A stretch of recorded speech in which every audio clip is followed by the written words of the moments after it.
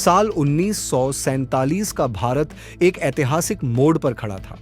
अंग्रेजों से आजादी मिली। उस समय दो बड़े नेता प्रधानमंत्री पद के दावेदार थे, पंचरत्न जवाहरलाल नेहरू और मोहम्मद अली जिन्ना। लेकिन सत्ता की खींचतान और राजनीतिक मतभेदों के चलते देश दो टुकड़ों में बंट गया, भारत और पाकिस्तान। आज जब हम इतिहास के आईने में देखते हैं तो कई सवाल खड़े होते हैं।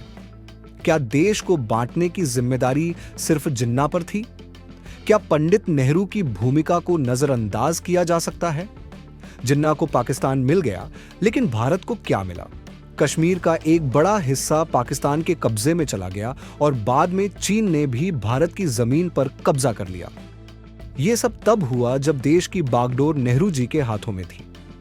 नेहरू जी ने अपने कार्यकाल में चीन पर भरोसा किया, हिंदी चीनी भाई भाई का नारा दिया। लेकिन उसी चीन ने 1962 में भारत पर हमला कर दिया और हमारी जमीन हथिया ली। कश्मीर मुद्दे को संयुक्त राष्ट्र में ले जाना भी एक ऐतिहासिक भूल साबित हुई, जिसका खामियाजा आज तक भारत भुगत रहा है। अब बात करें आज की राजनीति की, तो विपक्ष लगातार प्रधानमंत्री नरेंद्र मोदी और बीजेपी सरकार पर देश को बांटने, लोकतंत्र को कमजोर करने और संविधान को खतरे में डालने के आरोप लगाता है। लेकिन क्या यह आरोप सही है?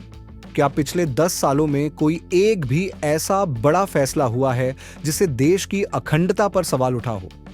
सच्चाई यह है कि मोदी सरकार के समय में देश की सीमाएं पहले से ज्यादा सुरक्षित हैं। आतंकवाद पर सख्त कार्रवाई हुई है, सर्जिकल स्ट्राइक और एयर स्ट्राइक जैसे साहसी कदम उठाए गए हैं।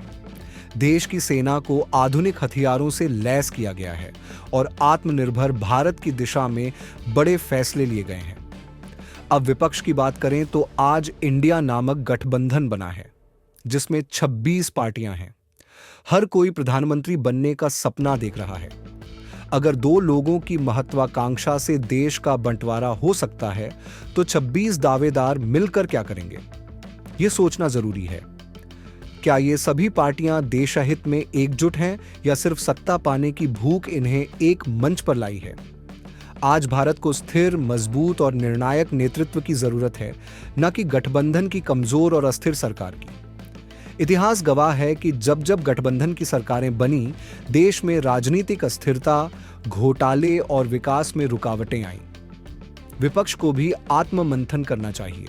अगर वे मोदी सरकार की आलोचना करते हैं, तो उन्हें पहले खुद अपने इतिहास और कृत्यों पर नजर डालनी चाहिए।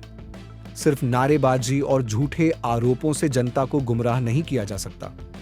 देश की जनता अब जागरूक है। वह समझ चुकी है कि कौन सिर्फ कुर्सी की राजनीति कर रहा है और कौन असली मायनों में देश के लिए काम कर रहा है।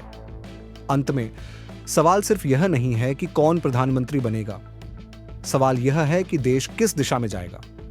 हमें चाहिए ऐसा नेतृत्व जो देश को जोड़ने का काम करे, न कि तोड़ने का।